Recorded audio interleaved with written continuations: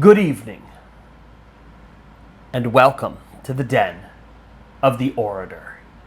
As I'm sure you're aware, most sensible people are abed. So it's time to pull up your chair and settle in, because tonight I have another tale to tell. You know, ghost possession of a tiny toy that comes alive and starts terrorizing a family. It's such a common trope now that it's almost a horror genre unto itself. But in the late 90s and early 2000s, a young married couple experienced just that. A toy, a possessed clown, come alive in their home, and that was only the beginning.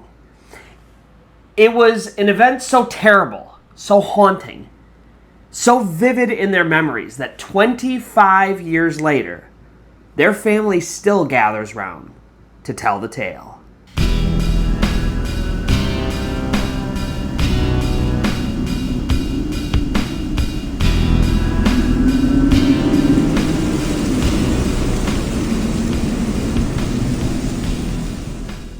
But before we begin, if you find yourself enjoying this kind of content, first-hand true accounts of the supernatural, paranormal, things that go bump in the night, then allow the spirits to guide your planchette to both the like and subscribe button as well as the notification bell. That way you get notified every time I upload new content, which right now is every Friday at 8 p.m. Eastern Time. Second, as I mentioned, as impossible as that may seem, all of the stories I tell on my channel are not only first-hand accounts, but they are true accounts of the supernatural and paranormal. Today's story comes from Redditor PossiblePhone4019, and I will make sure to mark their story in the comments below. But if you or anybody you know has a story and you think that it would fit well on my channel, just reach out to me on any of my social media and we will find a time to collect your story and potentially one day feature it here on The Orator.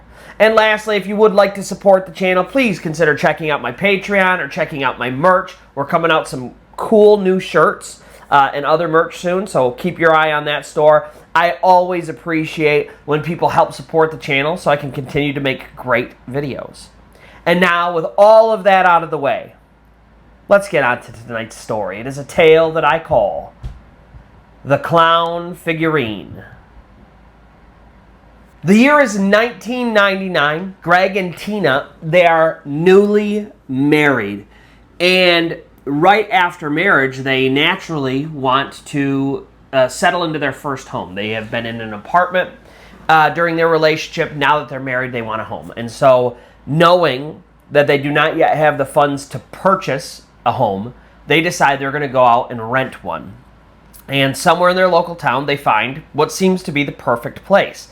It's a little 2-bedroom, 1-bathroom house. It's got, the 2 bedrooms, the bathroom, a kitchen, slash dining room, and then it has kind of like a bonus room that they're going to end up using for sort of like an office and playroom and some of that kind of stuff. Now, Greg and Tina, they just got married, no kids, so this is just the two of them going into this rental. And it's a great price, and the house is a little bit beat up, but their goal is really just to go there, it's cheap, and they're going to save until they can save up enough to actually buy their first house. But this gets them out of the apartment. It gets them a place of their own. And so they move into this new place, and for the first month or so, everything is awesome. Newly married, they're in this honeymoon phase of their relationship, and they're just really enjoying themselves. And then Greg's grandmother gives them kind of like it's almost like a housewarming gift. And it is this tiny little toy clown figurine. And this clown figurine, it lights up, it sings songs. It's kind of one of these sort of antique toys. And the problem is, Tina really does not like clowns. And as soon as she sees this thing, she gets a bad vibe from it. She's super creeped out by it. But it's like, it's a new housewarming gift from her brand new husband's grandmother, and so she doesn't want to offend anybody, and so even though this thing gives her a bad vibe, even though it creeps her out, she decides she's going to take it and she's just going to put it on a shelf in their kitchen just to sit there and display. And so she does it. She sets it up on the shelf and thanks her husband's grandma, her new grandmother-in-law, and that seems to be the end of it. She's hoping it can just sit up there on the shelf and collect dust. Unfortunately, that's not what happened. Immediately after receiving this tiny clown figurine, bad things start happening in the house around this clown figurine. It will light up and go off all the time. Now, it seems to focus specifically on Tina. It's like when Greg is there, it doesn't seem to do anything, but when he leaves to go to work, or he's an avid outdoorsman, so when he goes to hunt or fish, things like that, when he leaves to go do those things, that's when it seems to be more active, but not all the time. So Tina will be passing through the kitchen, everything will seem fine, and then out of nowhere, suddenly, this clown up on the shelf, not touched, and no one is anywhere near it, it just goes off. It lights up, its head starts spinning around, it starts singing songs. I mean, it's doing everything that you can think of out of a movie horror trope. And this goes on for like a solid month. Late at night, middle of the night, everybody's asleep, and then suddenly this thing goes off, and Tina and Greg, they're just woken out of their sleep by this clown figurine in the kitchen, just doing its own thing, going off, having fun in there. And so, naturally, Tina is not going to do this. She's not going to deal with this seemingly haunted object that she's getting bad vibes from and already didn't like the moment she saw it. She's not going to leave this in their home. So, on trash day, Tina takes the clown figurine down off the shelf. She puts it in her trash, her garbage. She ties the bag up. She brings it out. She drops it in her trash bin. And later that morning, she is pleased to see the garbage truck pull up and the garbage men get out and dump her trash into the trash compactor and then drive away.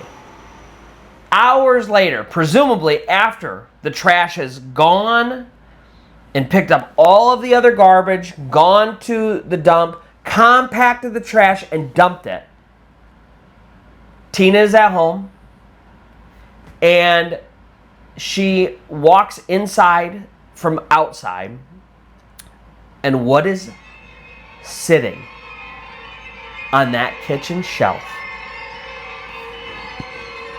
but the clown figurine? It is sitting there with a sinister smile on its face, looking down at her. And she takes one look, and it's like panic seizes her. She took it out. She put it in the trash. She watched it get driven away. No one else touched the garbage. She was there for the entire process. Greg wasn't even home. And this clown is sitting there, staring back at her somehow. So right away, Tina calls her mother-in-law. Now, her and her mother-in-law, they have a very close relationship. They've been tight since she met Greg. And her mother-in-law is extremely religious, very devout. And so she says, I need your help. And she explains the situation, and without hesitation, her mother-in-law drives over to her. She comes in the kitchen, and the two of them sit at the table, and they're discussing this clown that's kind of sitting between them. And Tina's telling her mother-in-law everything that has been happening. The late nights, the walking through the kitchen, this clown just turning on of its own volition, her throwing it in the garbage, it getting taken away, presumably crushed and left in a dump, and yet somehow, here it is. And so, Tina's mother-in-law, like I said, extremely devout, extremely religious, she prays over this figurine, and then she picks it up. And the moment she grabs it, its head starts to spin and it starts to cackle. Literally, while she's holding it, it is doing this. And so the mother-in-law, she freaks out, throws this thing down, and she, all of a sudden now, is in on this. It's like before it was almost a story, and now suddenly, in front of her own eyes, she sees this, the evil. She experiences it. And so that's it. Her mother-in-law right then and there grabs the clown, takes it outside, gets in her car, and she personally drives it all the way to the dump, and she throws it in.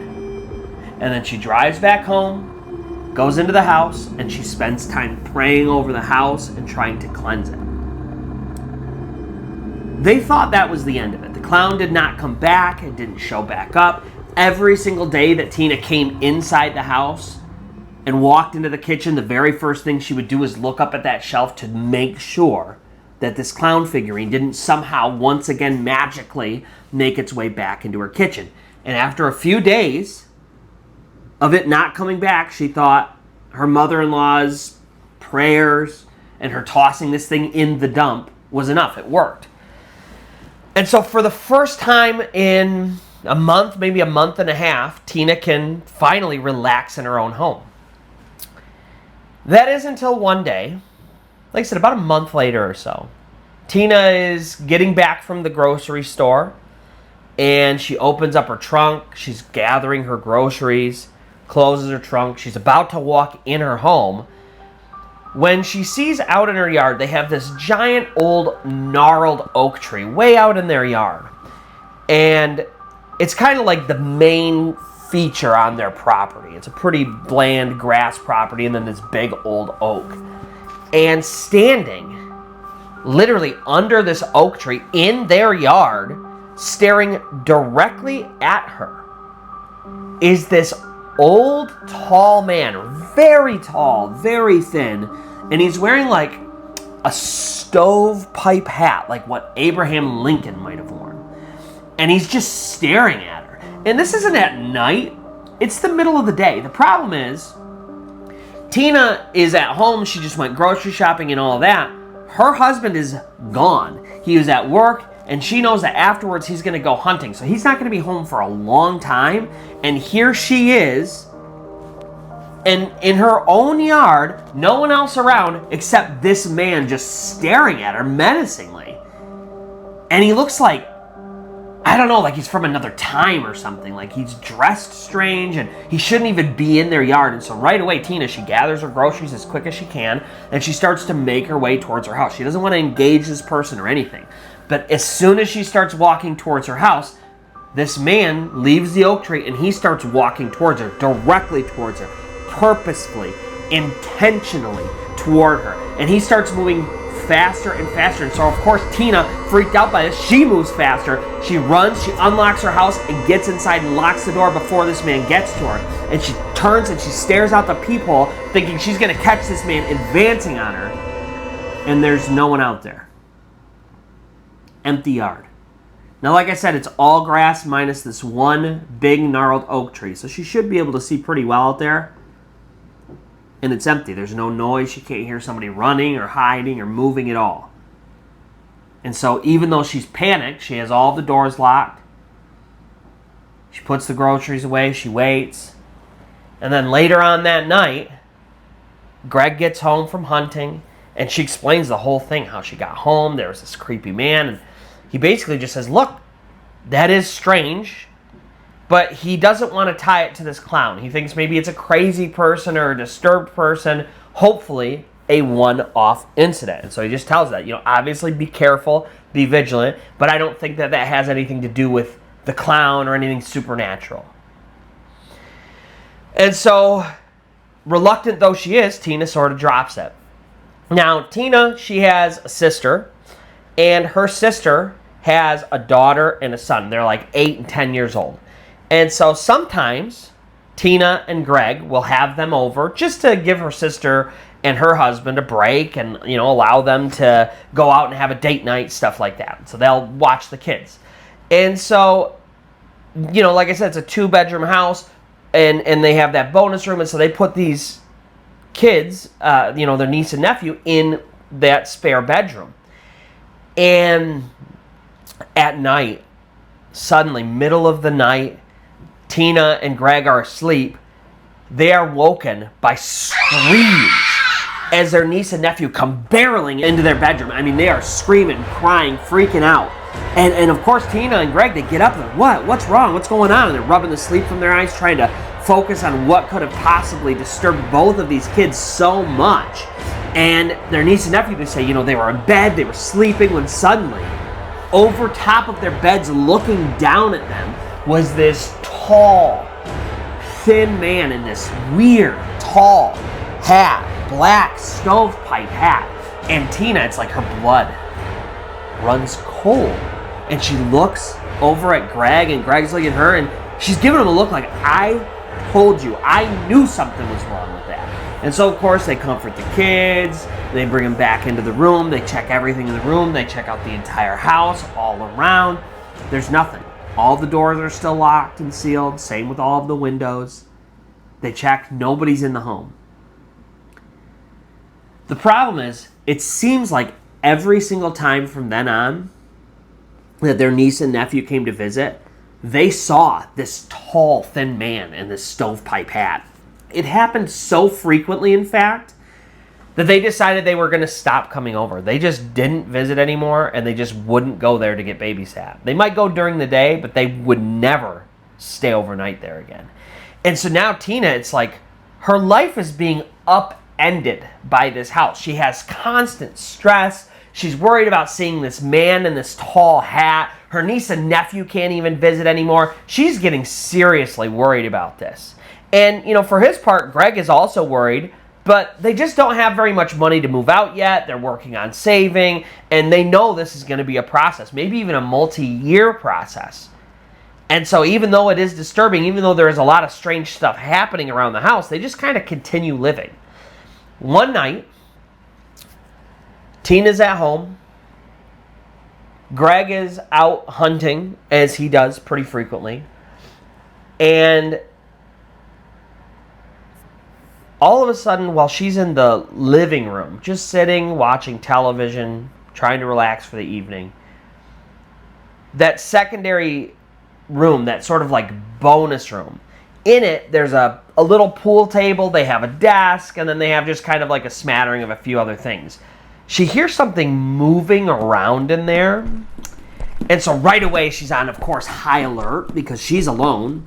Greg is hunting. She should be totally alone in the house, and there's definitely something moving in there. But it goes from some movement to stuff shuffling around. Like you can hear stuff moving, the furniture, the desk, the pool table scraping across, and then it goes from things moving to getting thrown around. Like it sounds like somebody, or maybe even a couple big people in there, picking up stuff like the desk or the table and launching them across the room. I mean, stuff is smashing into the walls, everything. She can tell it is chaos in there. It's almost like a tornado is in this other room smashing stuff around. It's insane how loud it is. It's so bad. She covers her ears, she closes her eyes. She's on the couch freaking out.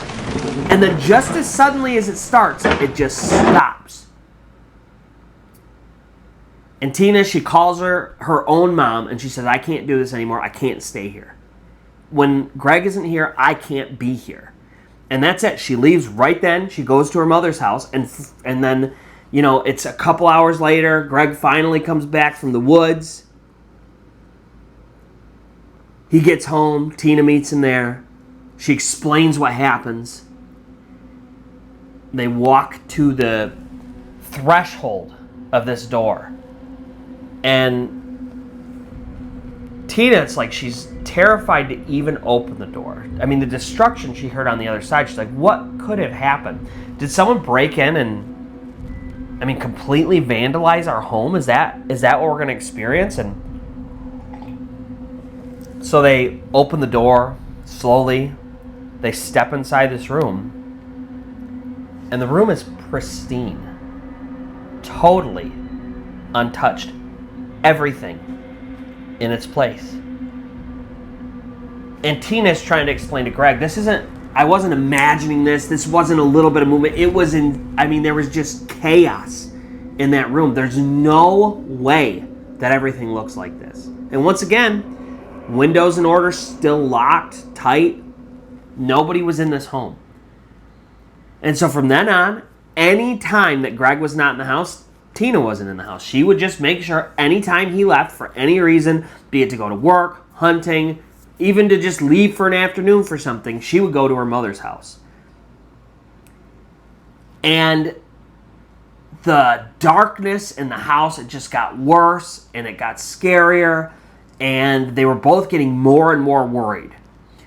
And one day, Greg is at home with Tina, and he's just sitting on the couch, and he turns and looks out his living room window, and he sees by this old gnarled tree, there's this old woman out there. She looks like, almost like a classic hag. She's just weathered, beat down. She's got ragged clothes. She just looks like one of these old witches that you'd see from like a fairy tale or something like this. And she's standing kind of like where that old man with the top hat stood. That strange man that chased Tina into her house. That's where she's at this old oak tree. And she's just standing out there staring at their house. And Greg, he sees this old woman, and he looks over at Tina. He's like, do you see this? And she turns, she sees, yeah, of course I see it. And they're both staring out at this woman, and it's like she's just menacingly staring at their house. And Greg, he just tries to ignore her. I mean, it's very bizarre. He doesn't want to go confront this woman, and eventually he looks out and she's gone. The problem is, over the next week or so, every time he looked out there, he would see this woman. And it got more and more disturbing. And so eventually, at some point, Greg, he has had enough. And so he sees this woman one day, and he says, all right, that's it, I'm doing it. He gets up, he walks outside, he marches all the way over to this tree, gets right in her face, and he's like, I don't know what your deal is, but you need to leave. This is our property, you can't be here, and you need to go right now. And this woman, this haggard old woman, instead of leaving or getting angry or reacting in any way that you might think somebody might react, getting confronted with an angry man like that, instead she just leans in. And Greg, like curious, he leans in. Like, what is this woman gonna say? And she leans in and she whispers in his ear, and she says, you can't take us.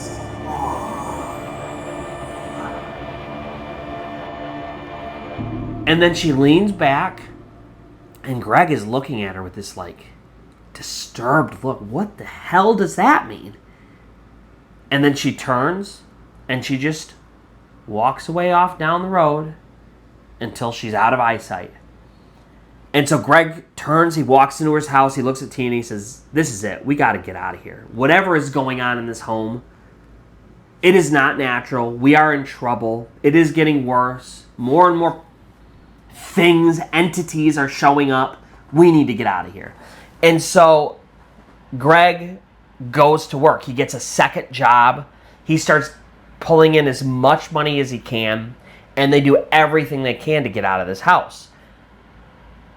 However, despite the fact that he's at work more often, and when he's gone, Tina's gone, their energy bill starts racking up. It seems like every month it's getting higher and higher, and they're doing everything they can to save, right? They want to get out of here. They want to move. They can't stay here.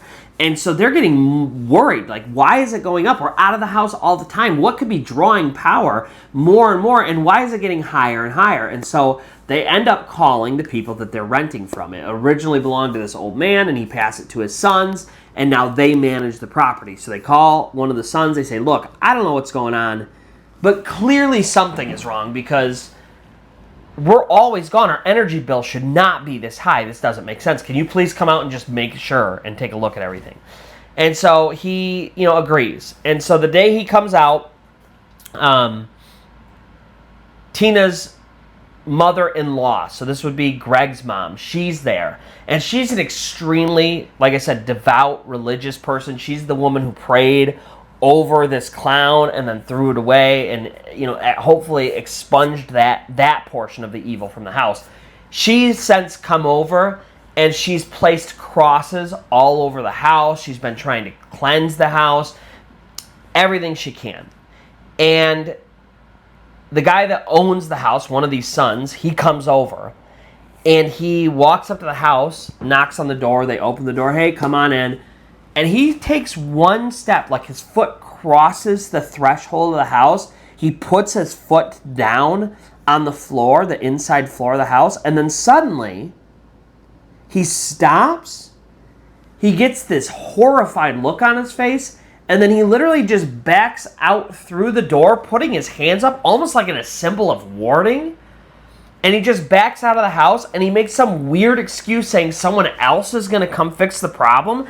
And then before they can even like question what's actually going on, he leaves. He gets in his car and he drives away. And so it's like even he can tell that something is going on. And so at some point, Greg and Tina, they start asking around, like, what is going on with this house? They're doing everything they can to get out of it, but they know something's going on. The brothers aren't telling them anything, but they know. And so they start asking around, and it turns out that these two brothers, their father, who was the original owner of this house, was a tall, thin man who often liked to wear a stovepipe hat and was extremely angry and died in that house. And so somehow his spirit, along with apparently others, were plaguing this place. And so Tina and Greg did everything they could. They put everything on hold, and for the next 6 months they worked like dogs, saving every penny they could to get out of that house. And eventually they did. Now the entire time they're saving, they're still experiencing these dark episodes of seeing, people who aren't there, things like that. But eventually they save enough to move out of this house. And they buy a house actually close to Greg's parents' house. And it's a really nice place. And they settle in. And an entire year goes by in this new house with no events, no people that aren't supposed to be there. Certainly no clown figurines. I mean, nothing amiss. And that entire year, it was, for Tina and Greg, it was just finally some relief. And then one night, Greg and Tina are out on a drive, just driving around town, visiting some of their old places. And as they're driving down the road, their car, which seemingly functions perfectly normal, breaks down, fully breaks down in the middle of the road. And so Greg, he gets out, he pops the hood, he's looking at it. And while he's looking at it, Tina suddenly gets out of the car and she's scared, she's freaking out. And Greg, he's like, what? What's wrong? And she says, look at where we are. And for the first time, Greg takes in his surroundings. It's late at night, so he hasn't really been paying that much attention to where they're at exactly. And yet, he looks over, and just up ahead in the road, just off to the side, there sits that house, the house that they used to rent. That house with the clown figurines. Somehow, their car broke down right outside of it. And so Greg, really quickly, he assesses the situation, can't figure out exactly what's going on, and so he hot wires his own car, starts it up, and they get out of there right then. They drive all the way back home, and they vow to never even pass by that house again. And so here we are 25 years later. Tina and Greg, they are still married, and now they have children of their own.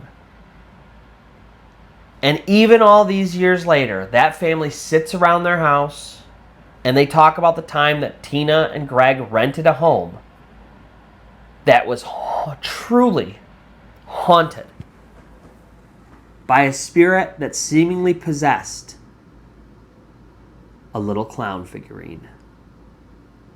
And that's going to do it for today's video. If you find yourself enjoying this or any of the videos on my channel, first-hand true accounts of the supernatural, paranormal, things that go bump in the night, then allow the spirits to guide your planchette to both the like and subscribe button as well as the notification bell. That way you get notified every time I upload new content, which right now is every Friday at 8 p.m. Eastern. Second, as I mentioned, all of my stories are true and first-hand accounts of the supernatural and paranormal, disturbing as it may seem. So if you or anybody you know has a story that is true and supernatural and you'd like it featured on my channel, then please just reach out to me on any of my social media and we will find a time to collect that story and potentially one day feature it here on The Orator. And lastly, if you do enjoy the channel and you feel like supporting it, check out my Patreon, check out my merch. Those are great ways to support the channel as I continue to put out new videos. And so, until next time, where most sensible people may be abed, so you can pull up your chair and settle in, and I will have another tale to tell.